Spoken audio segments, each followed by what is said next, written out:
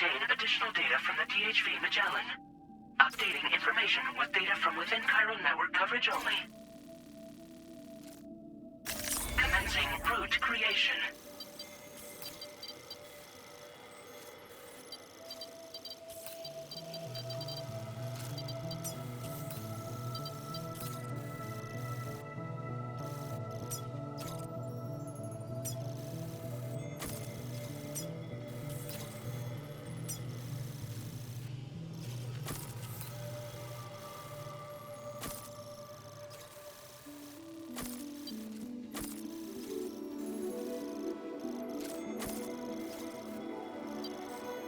Delivery route finalized.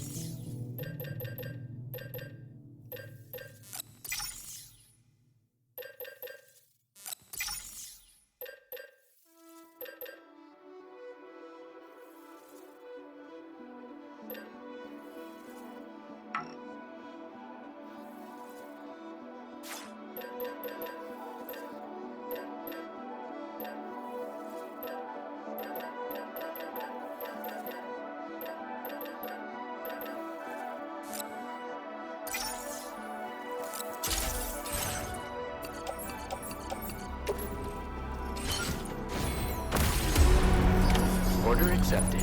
Thank you. I'll see you around.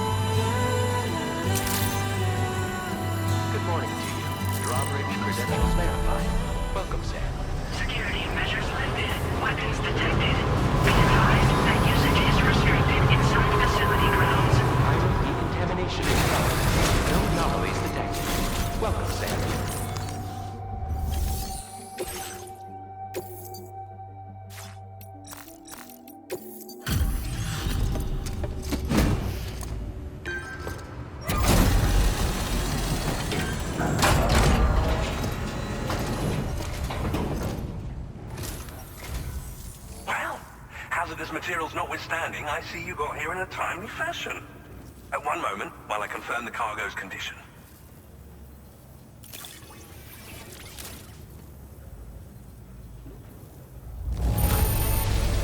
This cargo is in superb shape. You've done a wonderful job. I'm on the cusp of a breakthrough, thanks to you. Let's both continue to give it our all. Go ahead and connect your Cupid.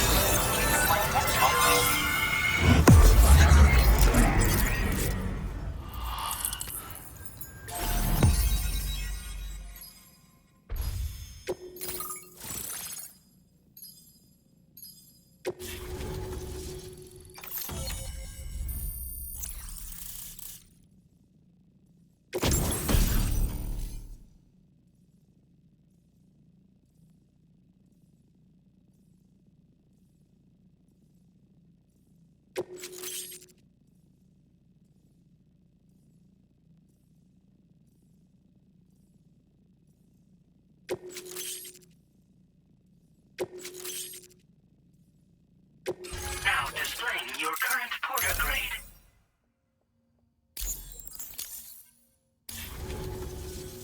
On the network at last, eh? I've been waiting for this moment for so very long. This should enable me to increase the pace of my research into new defensive solutions. As for the cargo you brought me, it's the culmination of the Phantom Smith's recent efforts. I applied a few finishing touches, and voila! I can now share with you the data for a chiral cannon. It is a devastatingly powerful weapon that can be mounted onto pickup off-roaders. You'll find it deals unparalleled damage to BTs as well as ghost mechs. Which might come in handy, since it's not just armed survivalists that have been sighted recently. It's ghost mechs too. It's hard to say, but Higgs might be up to something. So that's all the more reason to have weapons suited to dealing with his minions. Ideally, this cannon would only be effective against BTs and mechs. Unfortunately, though, such firepower is more than enough to kill any human outright, so please use it wisely. In addition, I'm happy to share some new pickup off-roader tires that will significantly improve its traction. You can swap them in and out as you like when customizing your vehicles. I highly recommend using these if you're planning to tackle a snow-covered mountain. It fires chiral particles at an extremely high velocity.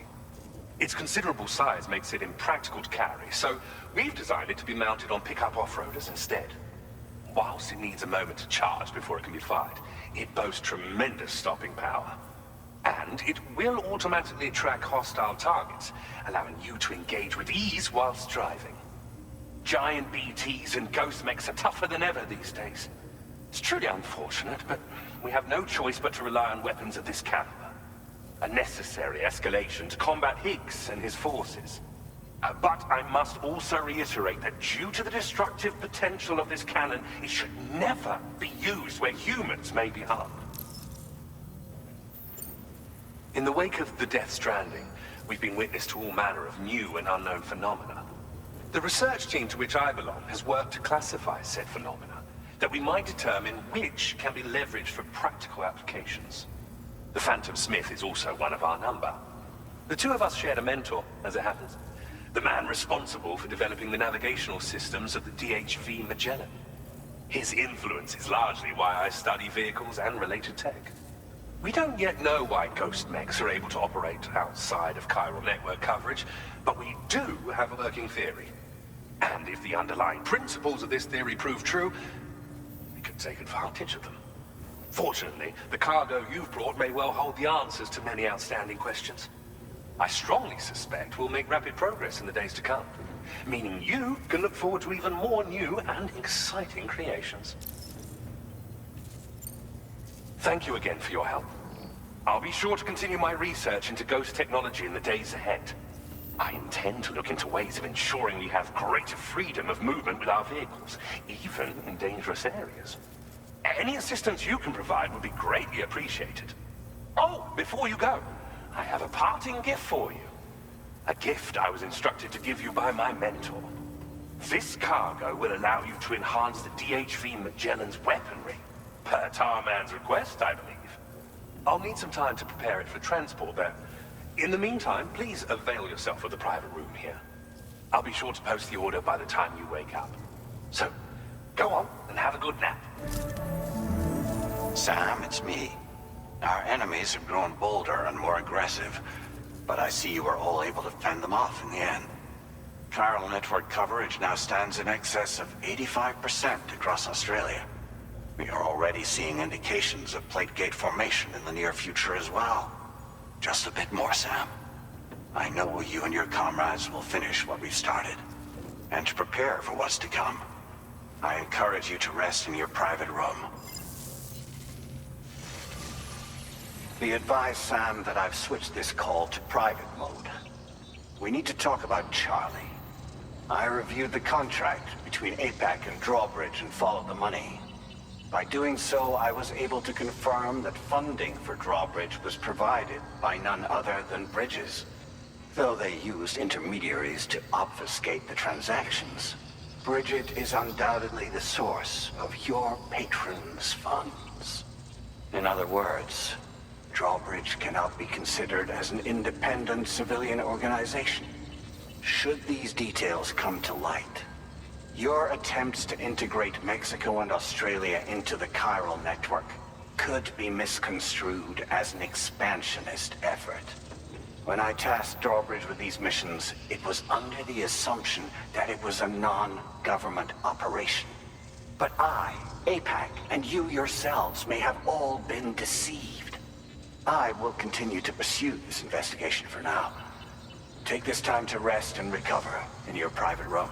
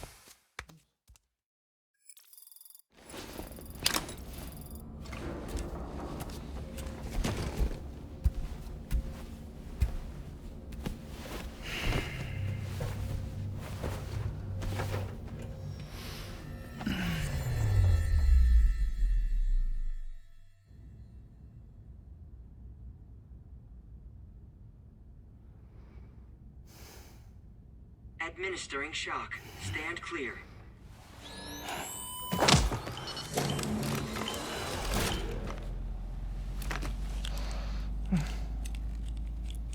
Just like old times.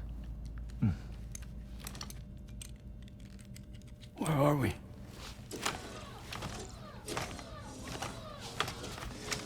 This place does wonders for my mood.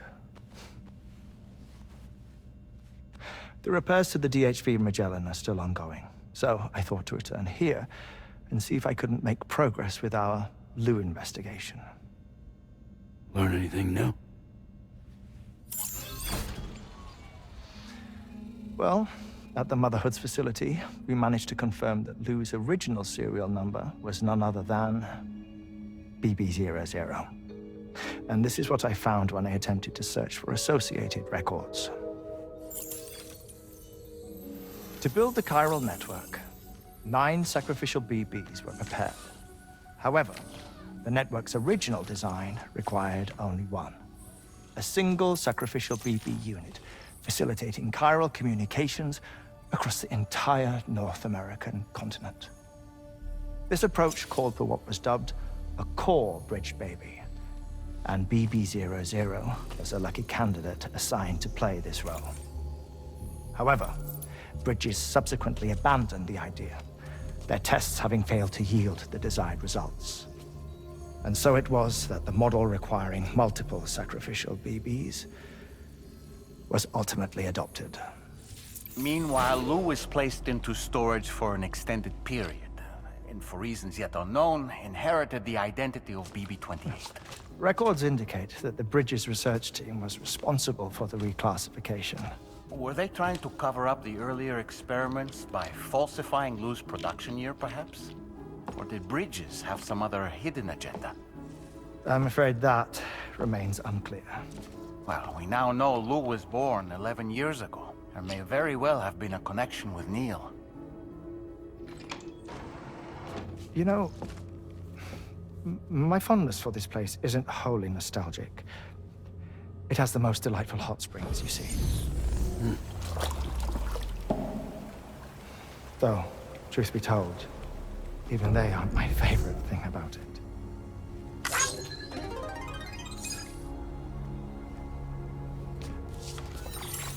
If you can find the time, you should come visit. Give the old bones a soak. Oh, a warm bath does sound good. Perfect treat for a weary traveler. Anyway, I'll see you aboard the Magellan.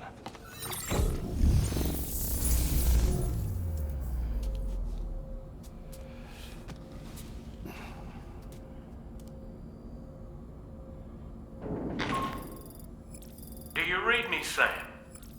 This is Tarman. I've relocated my hand at last, out there on the currents, bobbing along like before. Now that our connection has been re-established, I should finally be in a position to wrap up repairs on the ship. But that won't be enough for what's coming. We need to improve our weaponry as well. South Fort Knot is home to an exceptional researcher. It so happens that they were instrumental in the construction of this fine vessel, and they're preparing the latest and greatest weapons for our use as we speak. Just a few more hurdles, Sam. Access the South Fort Knot delivery terminal and take care of the main order for me.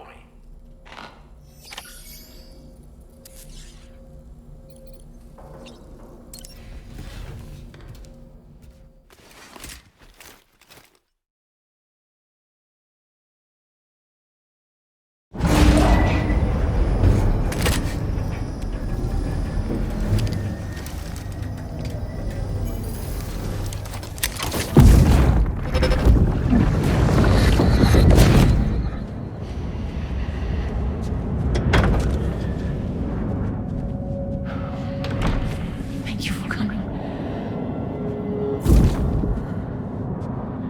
Be after my child. You are the father.